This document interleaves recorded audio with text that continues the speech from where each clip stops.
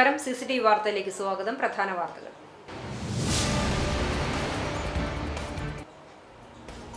പാലിയേക്കര മേൽപ്പാലത്തിനടിയിൽ 70-കാരനെ മരിച്ച നിലയിൽ കണ്ടെത്തിയ സംഭവം കൊലപാതകമാണെന്ന് തെളിഞ്ഞു.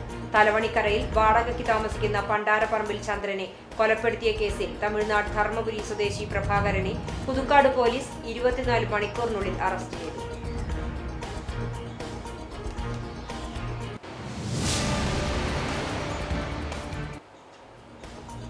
ഗുരുവായൂർ പാർത്ഥസാരഥി ക്ഷേത്രത്തിന് സമീപം ഫ്രിഡ്ജ് പൊട്ടിത്തെറിച്ചുണ്ടായ അപകടത്തിൽ കിടപ്പ് രോഗികളായ ദമ്പതികൾക്ക് പരിക്കേറ്റത് ആരോ വീട്ടിൽ കുട്ടപ്പൻ, ഭാര്യ അംബിക എന്നിവർക്ക്.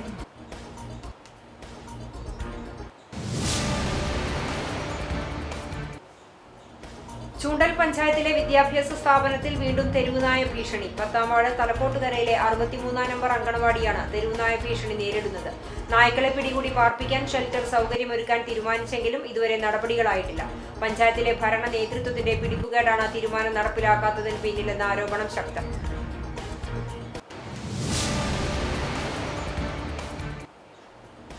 വൈദ്യുതി ഉപയോഗം കുത്തനെ കൂടിയെന്നും നിയന്ത്രണം എത്രനാൾ തുടരേണ്ടിവരുമെന്ന് അറിയില്ലെന്നും വൈദ്യുതി വകുപ്പ് മന്ത്രി സണ്ണി ജോസഫ്. കൈമാറ്റ വ്യവസ്ഥയിൽ വാങ്ങിയ വൈദ്യുതി തിരിച്ചു നൽകേണ്ടത് ബാധ്യതയാണെന്നും സണ്ണി ജോസഫ്.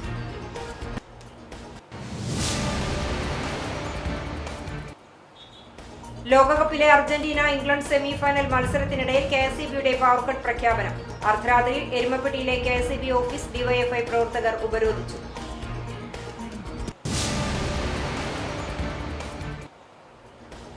ഒരു പഞ്ചായത്തിൽ ഒരു കളിക്കളം പദ്ധതി കാട്ടകമ്പാൽ പഞ്ചായത്തിൽ യാഥാർത്ഥ്യമാകുന്നു. 1 കോടി രൂപ ചെലവഴിച്ചാണ് പഴഞ്ഞി സ്കൂൾ ഗ്രൗണ്ട് ആധുനിക രീതിയിൽ നവീകരിക്കുന്നത്. വിദ്യാർത്ഥികളുടെയും പ്രാദേശിക കായിക പ്രേമികളുടെയും വർഷങ്ങളുടെ കാത്തിരിപ്പിനാണ് പദ്ധതി നടപ്പിലാകുന്നതോടെ വിരാമമാകുന്നത്.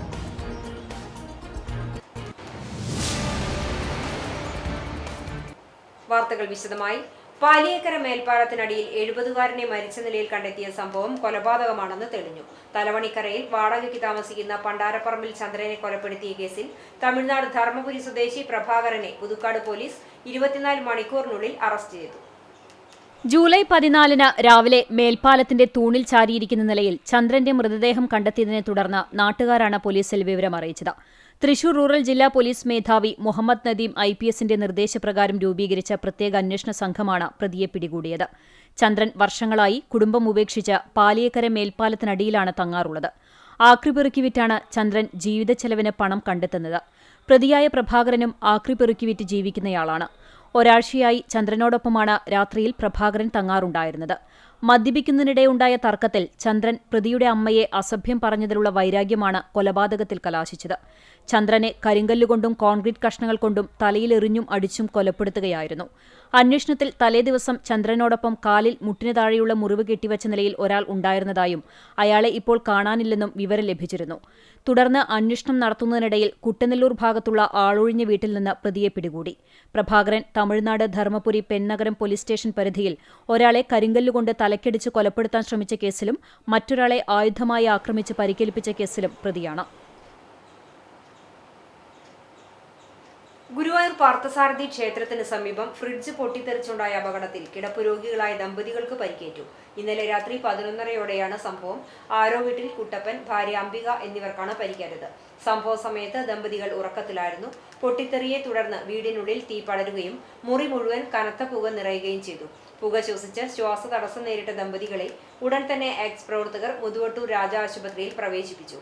പ്രാഥമിക ചികിത്സയ്ക്ക് ശേഷം ഇവരെ തുടർ ചികിത്സയ്ക്കായി തൃശൂരിലെ സ്വകാര്യ ആശുപത്രിയിലേക്ക് മാറ്റി. വീടിന്റെ ഭിത്തികൾക്ക് വിള്ളൽ സംഭവിച്ചിട്ടുണ്ട്. ജനൽ ചില്ലുകളും തകർന്നു. ഫ്രിഡ്ജ് പൂർണ്ണമായി കത്തിനശിച്ചു. വിവരമറിഞ്ഞയുടൻ സ്ഥലത്തെത്തിയ ഫയർഫോഴ്സ് സംഘം ഏറെ നേരത്തെ പരിശ്രമത്തിനൊടുവിൽ തീ പൂർണ്ണമായും അണച്ചു. ഫ്രിഡ്ജിലെ ഷോർട്ട് സർക്യൂട്ടാണ് അപകട കാരണമെന്നാണ് പ്രാഥമിക നിഗമനം.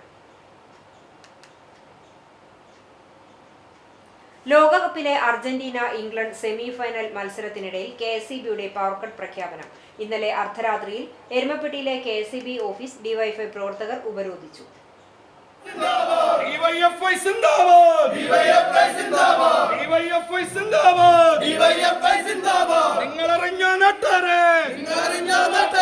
ലോകം മുഴുവൻ കളി കാണുമ്പോൾ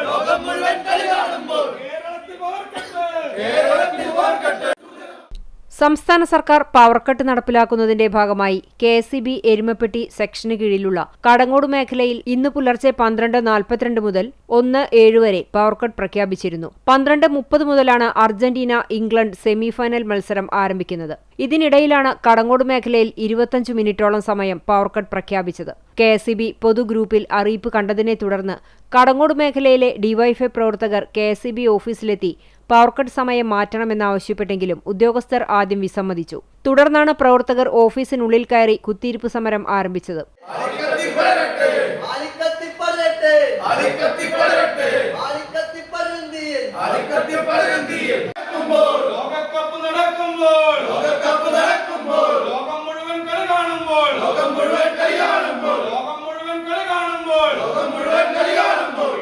സമരം ശക്തമായതിനെ തുടർന്ന് 12:45 കെ.എസ്.ഇ.ബി. ഉദ്യോഗസ്ഥർ പവർകട്ടിന്റെ സംബന്ധിതരാവുകയായിരുന്നു.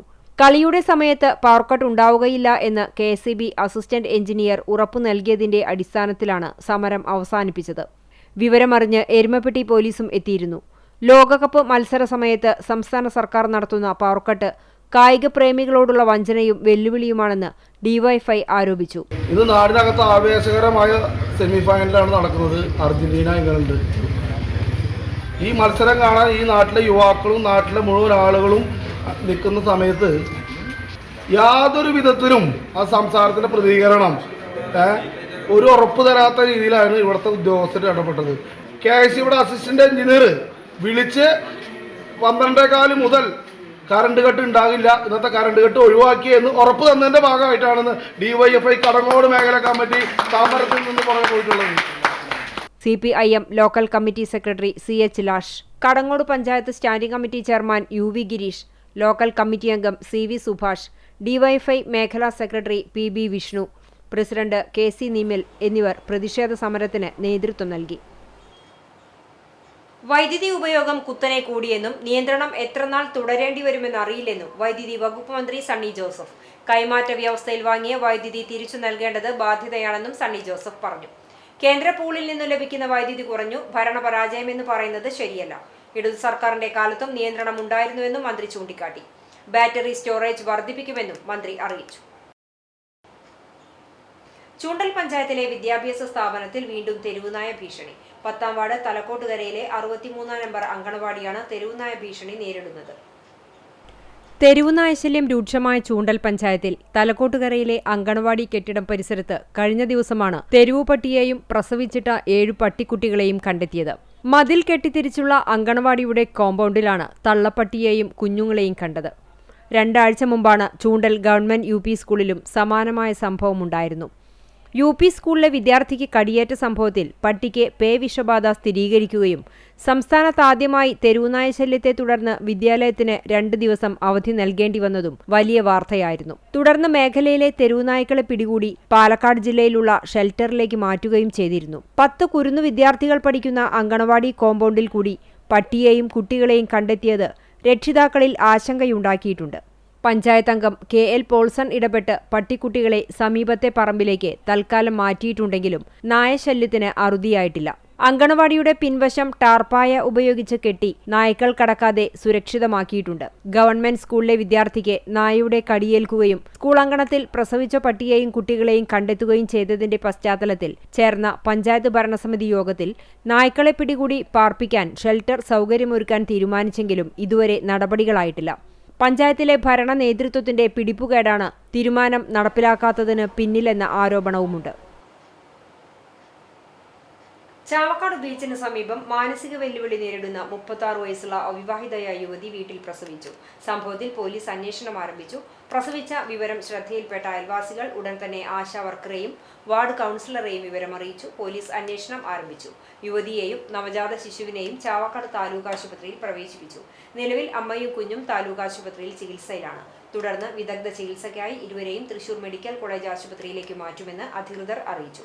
മാനസിക വെല്ലുവിളി നേരിടുന്ന യുവതിയും അമ്മയും മാത്രമാണ് ഈ വീട്ടിൽ താമസിച്ചിരുന്നത്. അമ്മയും സമാനമായ രീതിയിൽ മാനസിക ബുദ്ധിമുട്ടുകൾ നേരിടുന്നയാളാണ്. ഇവരുടെ അവസ്ഥ കണക്കിലെടുത്ത് 3 മാസം മുമ്പ് വാർഡ് കൗൺസിലറും ആശാവർക്കറും നാട്ടുകാരും ചേർന്ന് ഇവരെ തൃശൂർ മാനസികാരോഗ്യ കേന്ദ്രത്തിൽ പ്രവേശിപ്പിച്ചിരുന്നു. അവിടെ ചികിത്സയിലായിരുന്ന ഇവർ 2 ആഴ്ച മുൻപാണ് തിരികെ വീട്ടിലെത്തിയത്. യുവതി പ്രസവിച്ച സംഭവത്തിൽ ദുരൂഹതയുള്ളതിനാൽ ചാവക്കാട് പോലീസ് അന്വേഷണം ആരംഭിച്ചു.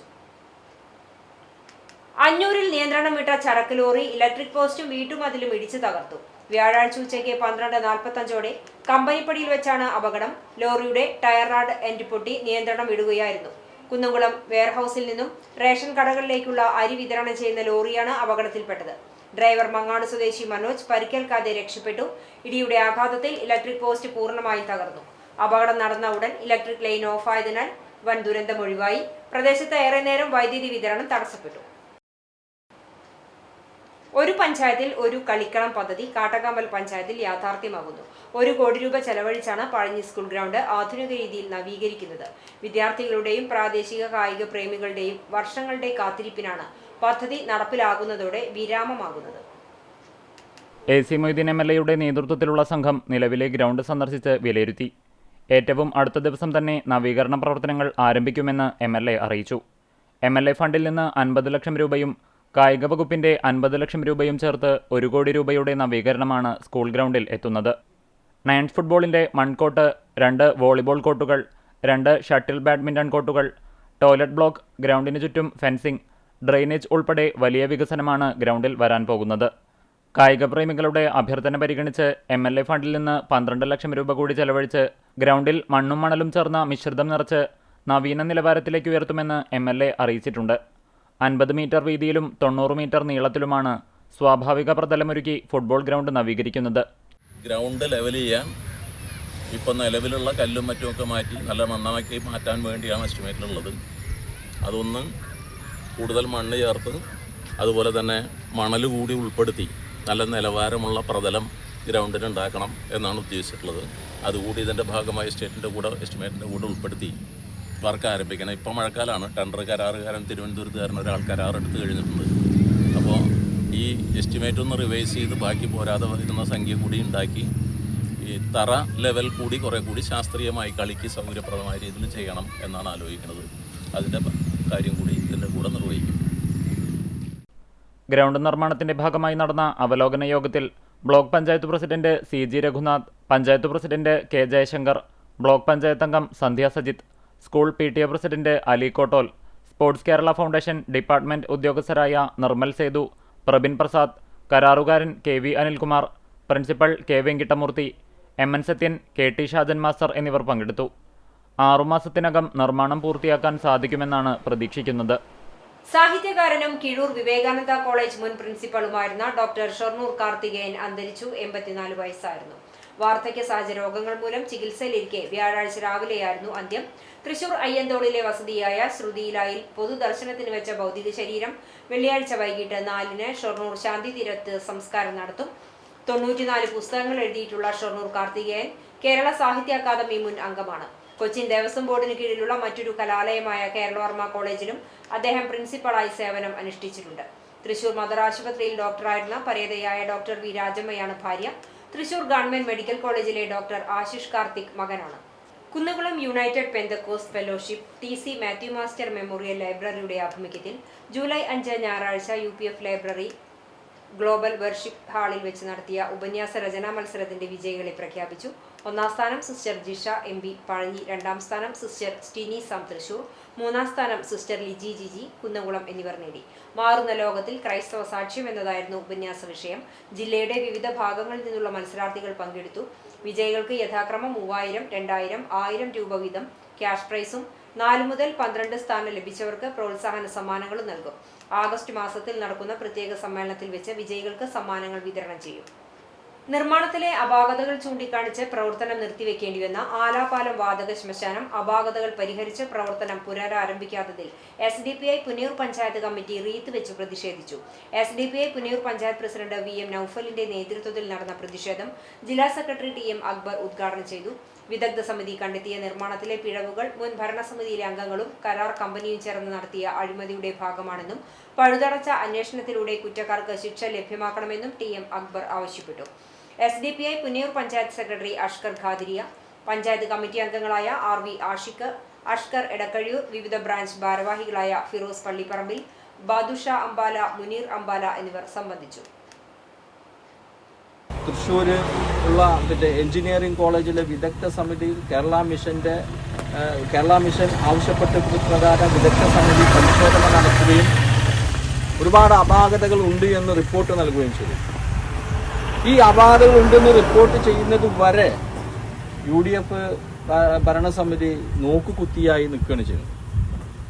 ആ ഭരണസമിതിക്ക് എന്തുകൊണ്ട് ഇതിൻ്റെ പ്രശ്നങ്ങൾ പരിഹരിച്ച് മുന്നോട്ട് കൊണ്ടുപോകാൻ പറ്റുന്നില്ല? അത് ഈ ഭരണസമിതിയുടെ വലിയ ഒരു പിടിപ്പുകേടാണ്. മാത്രമല്ല, നമ്മൾ ഈ സമരത്തിലൂടെ വിദ്യാർത്ഥികളിൽ കാർഷിക ആഭിമുഖ്യവും പരിസ്ഥിതി ബോധവും വളർത്തുക എന്ന ലക്ഷ്യത്തോടെ പെരുമ്പിലാവ് അൻസാർ ഇംഗ്ലീഷ് സ്കൂളിൽ മത്സ്യ വിളവെടുപ്പ് പദ്ധതി സംഘടിപ്പിച്ചു. ഫിഷ് ഹാർവെസ്റ്റിംഗ് എന്ന പേരിൽ സ്കൂളിന്റെ 2026-27 സുസ്ഥിരതാ വർഷാചരണത്തിന്റെ ഭാഗമായാണ് വിദ്യാർത്ഥികളുടെ നേതൃത്വത്തിൽ ഈ വേറിട്ട പ്രൊജക്ട് വിജയകരമായി പൂർത്തിയാക്കിയത്. സ്കൂൾ പ്രധാന മൈതാനത്തിനടുത്തുള്ള മത്സ്യക്കുളത്തിൽ നടന്ന വിളവെടുപ്പ് ഉദ്ഘാടനം പ്രമുഖ സാമൂഹിക പ്രവർത്തകനും കർഷകോത്തമ അവാർഡ് ജേതാവുമായ മുഹമ്മദ് മാനങ്കണ്ടത്ത് നിർവഹിച്ചു. ചടങ്ങിൽ Ansar charitable trust chairman VT Abdulla Koyathangal, director doctor Najeeb Muhammad, value education director EM Muhammad Ameen, secretary EA Kunhahammed, management പ്രതിനിധികൾ, principal in charge Sajida Razak, secondary and senior secondary junior principal KR Ravya, വിദ്യാർത്ഥികൾ എന്നിവർ പങ്കെടുത്തു. പഠനത്തോടൊപ്പം പ്രായോഗികമായ കാർഷികാനുഭവങ്ങൾ കൂടി വിദ്യാർത്ഥികൾക്ക് പകർന്നു നൽകുക എന്ന ലക്ഷ്യത്തോടെയാണ് സ്കൂൾ അധികൃതർ ഈ പ്രൊജക്റ്റിന് രൂപം നൽകിയത്. കഴിഞ്ഞ അധ്യയന വർഷം കുട്ടികൾ തന്നെ കൃഷിയിറക്കിയ മത്സ്യങ്ങളെയാണ് വിളവെടുത്തത്. വിദ്യാർത്ഥികളുടെ സജീവ പങ്കാളിത്തത്തോടെ നടന്ന വിളവെടുപ്പ് വേറിട്ടൊരു അനുഭവമായി മാറിയെന്ന് സ്കൂൾ മാനേജ്മെൻറ്റ് ഭാരവാഹികൾ വ്യക്തമാക്കി.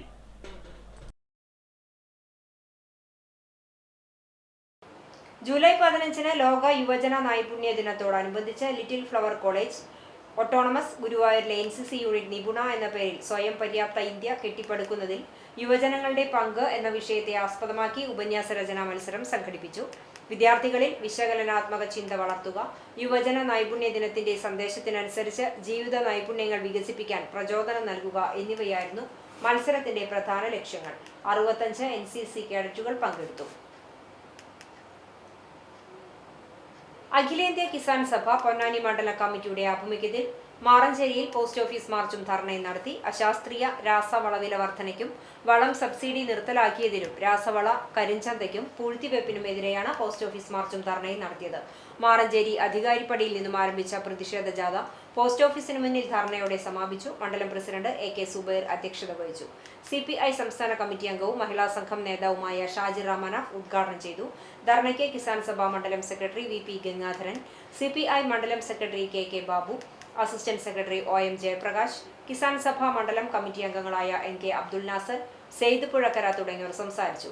ഫസലുർ റഹ്മാൻ, സിദ്ദിഖ് ചേലക്കാവ്, മനാഫ് വേണുഗോപാൽ, സുബൈദ ബക്കർ, VC നദീം, ഇസ്ഹാഖ് പുതിയിരുത്തി, രാജൻ കല്ലാട്ട്, സുബ്രഹ്മണ്യൻ ആലങ്കോട് തുടങ്ങിയവർ നേതൃത്വം നൽകി.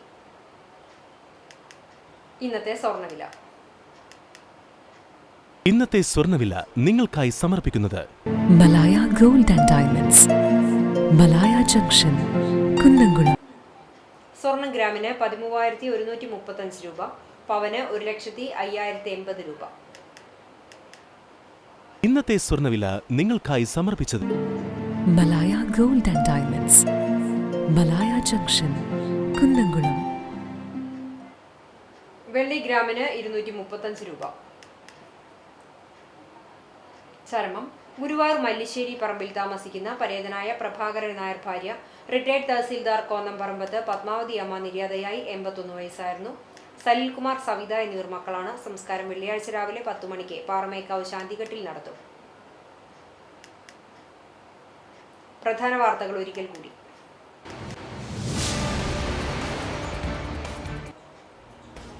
പാലിയേക്കര മേൽപ്പാലത്തിനടിയിൽ 70-കാരനെ മരിച്ച നിലയിൽ കണ്ടെത്തിയ സംഭവം കൊലപാതകമാണെന്ന് തെളിഞ്ഞു. തലവണിക്കരയിൽ വാടകയ്ക്ക് താമസിക്കുന്ന പണ്ടാരപ്പറമ്പിൽ ചന്ദ്രനെ കൊലപ്പെടുത്തിയ കേസിൽ തമിഴ്നാട് ധർമ്മപുരി സ്വദേശി പ്രഭാകരനെ പുതുക്കാട് പോലീസ് 24 മണിക്കൂറിനുള്ളിൽ അറസ്റ്റ് ചെയ്തു.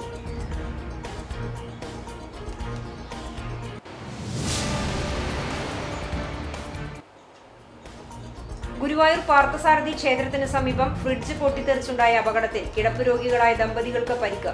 പരിക്കേറ്റത് ആരോ വീട്ടിൽ കുട്ടപ്പൻ, ഭാര്യ അംബിക എന്നിവർക്ക്.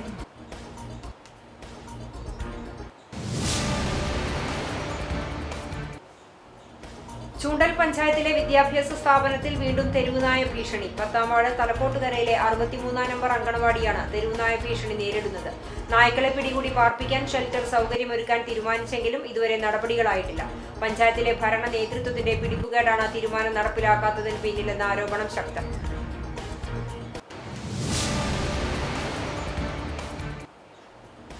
വൈദ്യുതി ഉപയോഗം കുത്തനെ കൂടിയെന്നും നിയന്ത്രണം എത്രനാൾ തുടരേണ്ടിവരുമെന്ന് അറിയില്ലെന്നും വൈദ്യുതി വകുപ്പ് മന്ത്രി സണ്ണി ജോസഫ്. കൈമാറ്റ വ്യവസ്ഥയിൽ വാങ്ങിയ വൈദ്യുതി തിരിച്ചു നൽകേണ്ടത് ബാധ്യതയാണെന്നും സണ്ണി ജോസഫ്.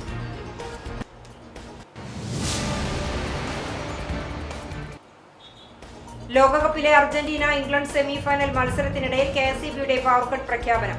അർദ്ധരാത്രിയിൽ എരുമപ്പെട്ടിയിലെ KSEB ഓഫീസ് ഡിവൈഎഫ്ഐ പ്രവർത്തകർ ഉപരോധിച്ചു.